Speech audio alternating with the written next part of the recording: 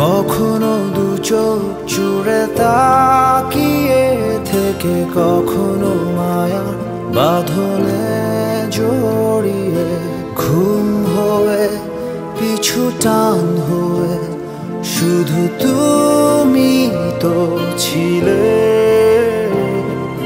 পথের প্রান্তে গাওয়া গানগুলো আর পুরনো খাতায় লেখা লাইনগুলো নীল হয়ে অমলিন হয়ে শুধু তোমাকে খোঁজে।